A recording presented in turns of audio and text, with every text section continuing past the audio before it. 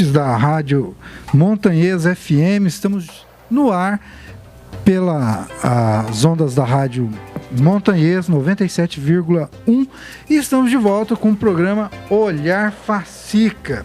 Nessa semana, mais uma vez, estamos trazendo assuntos interessantes, atualizados e hoje, nesses últimos dias, aliás, nesses últimos meses, né, tem se falado muito sobre desmatamento, Amazônia, entre outras notícias, e o programa Olhar Fascica recebe hoje, aqui nos estúdios 1 da Montanhês FM, o professor Gabriel, do curso Ciências Biológicas, para falar conosco sobre desmatamento e biodiversidade também, né, professor?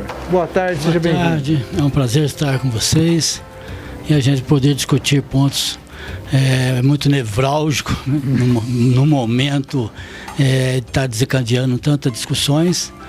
E é um prazer estar aqui e espero que se torne bastante frutífero essa nossa debate. Muito bem, nós vamos dar alguns recadinhos antes de passar por o assunto e, obviamente, conversar com o nosso entrevistado, o professor Gabriel, e ele vai falar daqui a pouco um pouquinho do seu currículo. Já vou dando um spoilerzinho que ele tem experiência acadêmica e de pesquisa em Amazonas, né, professor Gabriel? Sim, os estudos de pós-graduando foram realizados na Amazônia, precisamente na Universidade Federal do Pará, em parceria com o Museu Emílio Gueldi. Então, meu mestrado e doutorado foi realizado lá no ambiente da Amazônia. Muito bem, então aí vai num clima quente que está esse debate, né? Um trocadilho. E você que está ouvindo o programa Olhar Fascica, ainda está chegando em casa, tem alguém para avisar, ou achou o assunto interessante, avisa aí um colega.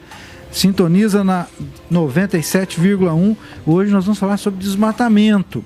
E nós estamos aqui com um convidado especializado na área e vamos começar a introduzir nesse assunto, professor Gabriel. O desmatamento ou desflorestamento. Eu estava conversando antes, vamos colocar para o ouvinte aqui esses 3 pressupostos que nós vamos partir para que o diálogo não tome um viés ideológico ou mesmo político e se fale de desmatamento, desflorestamento e um programa anterior que nós já fizemos sobre sustentabilidade. Também o senhor e outros colegas nossos estavam aqui esclarecendo sobre isso. Mas, professor, esses pressupostos que eu me referi antes são: a floresta não causa chuva no local. Então, tem-se chuva e pelo fato de existir a chuva, surge as florestas, o microambiente e todas as suas consequências. O outro ponto que nós vamos partir do pressuposto é que ainda nós não temos nenhuma... É muito difícil estabelecer uma correlação de impactos da existência de floresta e o clima no planeta Terra, por exemplo. Tá? É óbvio que o senhor vai tecer comentários técnicos aqui, a gente está pondo só um pressuposto. E, logicamente, para fazer correlações climáticas, microclimáticas e macroclimáticas pela existência de uma floresta é meio complexo, né? E nós temos como pressuposto também que a troca de oxigênio no meio ambiente se dá por algas. Grande parte dela, as florestas também fazem, mas em maior parte pelas águas, certo, professor? Ou o senhor quer dar dos pontos interessantes é que a gente trabalha, investiga no campo da fisiologia, pode ser humana ou animal, é que a manutenção da composição das atmosferas se dá graças, em grande parte, ao processo de fotossíntese. Sim. Então, a manutenção da composição dos gases que compõem a atmosfera, em grande parte, é mantida essa composição pelo processo de fotossíntese realizado pelas plantas. Então, professor, vamos lá, partindo desses pontos e esse acréscimo que o senhor colocou aí, vamos colocando o primeiro conceito, né? O que é desmatamento, desflorestamento? É possível viver? Isso é ilegal? É legal? Até onde dá? Já começa abrindo esse caminho para nós, por favor. Do desmatamento, né, é a limpeza do terreno em si. né, a definição básica. Se torna complexa porque ocorre em ambientes onde essa estabilidade foi conseguida, né, ao longo de muitos anos, séculos.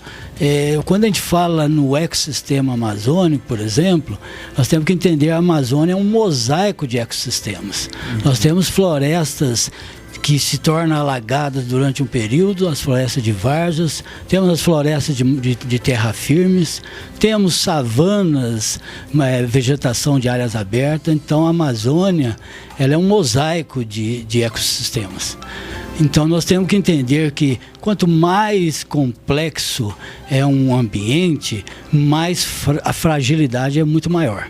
Então mexer com a Amazônia requer um embasamento científico muito grande, porque além disto, a estrutura da Amazônia, falando em termos de substrato, solo, ele é muito arenoso, em termos de vitalidade, né, muito pequeno.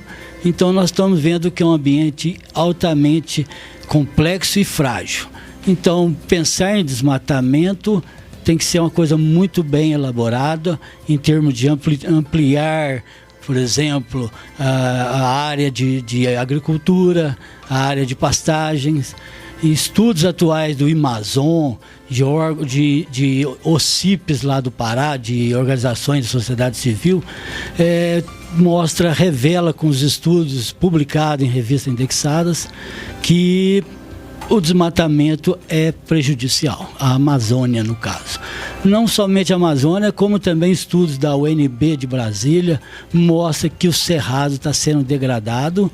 E o cerrado tem uma coisa que nós precisamos entender, já que a gente está vivendo num mundo onde o capital é muito importante, os nossos recursos naturais não existe um valor. Nós não agregamos valor aos recursos naturais, nós achamos que é somente usar, né, mas tem um valor. E os europeus, os norte-americanos, eles olham esse valor, né? Eles têm interesse nesses valores. E nós brasileiros precisamos ter essa consciência de que o que nós temos no nosso país tem valor. Então, quando a gente trabalha sustentabilidade, a gente vê que os produtos não têm valores, os produtos naturais, os recursos naturais. E aí se torna necessário o uso racional, porque muitos recursos são esgotáveis. É interessante o senhor tocar nesse ponto, professor.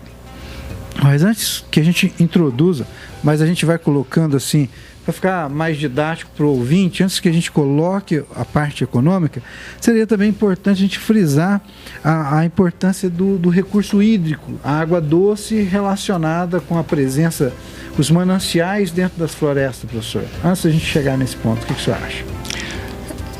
A biologia me faz pensar muito complexo. Eu penso 10 vezes antes de argumentar, porque a gente vai notando que a biosfera, ela desencadeia reações nessa teia, né, que é todos os recursos que a biosfera nos oferece. Então, você mexe com uma coisa, o efeito é dominó, vai desencadeando outros efeitos.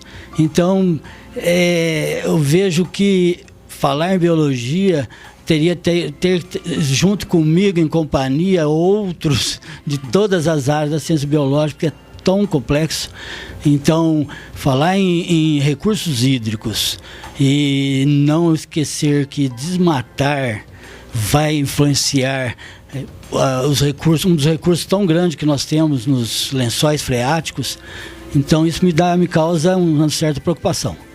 Então, desmatar, dados atuais, quando eu soube da pauta tão interessante dessa nossa discussão, eu lendo uns dados atuais do Amazon e do próprio INPA, do Instituto de Pesquisa da Amazônia, de Manaus, falando de que o desmatamento zero seria a nossa busca atual.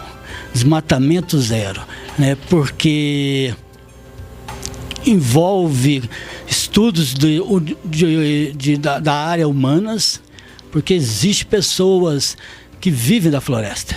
quando eu tive o prazer de conhecer o Acre, na entrada da cidade, da capital de Rio Branco, está lá o Bem-vindo à cidade dos povos da floresta. Eu achei tão interessante isso, não é romantismo, mas realmente eles vivem da floresta. Eles vivem de forma sustentável da floresta. Então, é uma coisa para a gente entender, né? E o Brasil precisa mudar um pouco a mentalidade de querer aumentar a produtividade, já tendo áreas favoráveis à pastagem, o que requer uma necessidade de um aumento da produtividade do que já está sendo, que já é implantado. Então, o que eu estou vendo, lendo até a pecuária europeia, que trabalha em áreas minúsculas comparado com as nossas, eles trabalham de forma muito mais racional. Né? Então, no metro quadrado cabe X números de bois, de engorda, e no Brasil aqui cabe muito menos. Por que isso? As pastagens não têm qualidade, então precisamos rever isso. O aumento da produtividade envolve, obviamente, nos recursos para que os bois engordem de forma, né, nutritiva e etc. E se alcance aquele peso ideal para exportação ou para consumo interno. Então precisamos rever isto na agricultura. É importante, né, professor? Isso que o senhor está falando, até porque o amigo ouvinte possa entender, nós estamos falando de eficiência produtiva, né? E no Brasil, só para sintonizar aqueles amigos que nos ouvem, nós temos uma agropecuária, podemos dizer assim, no estilo expansivo, né? E em outros países nós temos uma agropecuária mais concentrada, podemos dizer assim, nessas palavras, né? Ou seja, eu consigo ter um rebanho de 200 cabeças, 100 cabeças, ocupando uma área, por exemplo, de 1 hectare, por exemplo, talvez menos ou mais.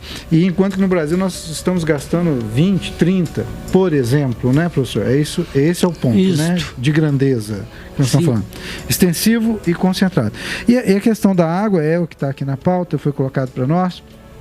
Questão dos mananciais e das fontes, né? E também das matas ciliares, que fazem com que surja um microclima, uma pequena biodiversidade ali, e se favoreça o fluxo logístico dessa água doce, que ela possa caminhar e naturalmente formar os rios grandes, pequenos, os riachos e até manter um clima agradável para o ser humano, né, professor? Não somente para o ser humano, mas para a complexa biodiversidade, né? Que a gente tem que ter olhos diversas escalas, né? Porque a vida não resume somente numa grande escala, tamanho corpóreo de humano para elefante, por exemplo, mas temos uma biodiversidade de micro-organismos. Então nós temos que ter esse pensamento nessas nuances, que é muito interessante ser mantido, porque as cadeias alimentares são mantidas dentro dessa perspectiva de micro a macro. Professor, nesse ponto, só para explorar um pouquinho, a sua opinião como educador, como professor, também como profissional e pesquisador, o que falta para que as pessoas saibam mais disso, saibam contextualizar? Porque às vezes, outro dia eu vi um aluno numa outra cidade que eu morei, e ele ficou admirado por ter visto uma vaca de verdade. Ele não sabia o que era uma vaca. Nós estamos falando de uma vaca. Mas tem pessoas que falam de natureza, de árvores, de contexto ambiental e não sabem o que é. O que falta? Será que falta na base um trabalho melhor? Um desafio que eu sempre cobro em termos de participar de um ambiente universitário como a FACICA, e participei de outros ambientes como a Universidade Federal do Pará, a Universidade Federal de São Carlos na minha graduação, o Museu Guild. Um intercâmbio, criar uma interface entre o conhecimento científico e a comunidade. Eu acho isso fundamental, né? Principalmente esse programa, eu acho de uma relevância tão grande de nós trazermos esse debate com fundamentos científicos, né? para que a população tenha essas informações e que sejam aplicadas ao dia a dia, seja de produtores no campo da agropecuária, seja nas indústrias, a nível empresarial, ou no comércio. Então eu acho muito fundamental os ambientes educacionais de curso superior trocar essa interface com a população, com a comunidade em geral. É verdade, professor. A ideia, quando idealizamos esse programa, realmente dos pilares desse programa é levar a informação com gente que sabe, com gente que ensina e, obviamente, com mecanismos ou um meio que chegue na população em qualquer lugar que você esteja, no seu carro, na sua casa, no horário de almoço, e você possa estar aí passando esses momentos agradáveis, também ouvindo uma informação menos poluída. E aí, professor, fazendo uma ponte, quais seriam as causas desse desmatamento, professor? É a ganância, é essa coisa, ou é a desinformação? São os fatores somados. Nós estamos vivendo, desde o homem de Neandertal, a busca pela riqueza é algo que está na natureza humana, né? Mas, como eu falei, a gente tem que ter um certo freio, principalmente almejando um desenvolvimento na Amazônia. Algo que tem que ser bem estudado. Como eu falei para vocês, é um ambiente complexo e frágil ao mesmo tempo. Então, temos lá riquezas minerais, temos riquezas próprios recursos da agrofloresta, né? Então, tem que ser bem detalhado. A gente não cair no erro, por exemplo, né, da Transamazônia, onde, por falta de informações, lá na Amazônia, a gente sabe que 6 meses é muita chuva. Então, obras na Amazônia se tornam muito, muito difíceis. 6 meses de chuva e o alagamento, e impossível até de transitar de trator. Então, a Transamazônia até hoje não está concluída por falta dessas informações, né? Foi um projeto feito, acredito, em gabinete, né? E quando chegou na realidade da Amazônia é bem diferente. Então a gente tem que ter essas informações, e nós temos belíssimas universidades, belíssimas faculdades, belíssimos institutos de pesquisa que estão aí com dados que lá fora do Brasil são bastante valorizados, bastante reconhecidos, e isso tem que ser trazido à tona para que a prática do dia a dia seja embasado, né? Eu fico vendo, professor, ouvindo o senhor falar aí, eu falo que todas as vezes que eu venho aqui é uma aula que eu assisto, né? Eu já estou ficando bom, já tenho sido aluno assíduo nessas aulas, mas o holofote está sobre a floresta amazônica agora, porque deu o holofote político, econômico, internacional.